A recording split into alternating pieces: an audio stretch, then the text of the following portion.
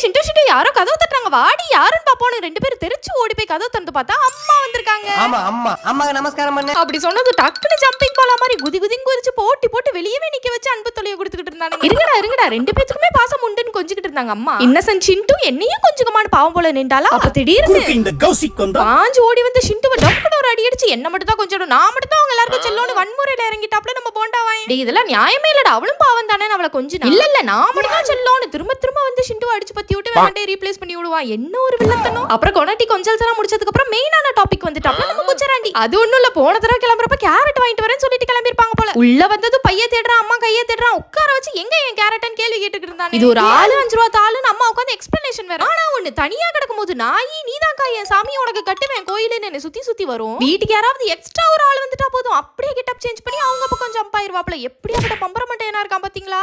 சிவாஜியும் நான் தான், எம்ஜிஆரும் நான் தான்.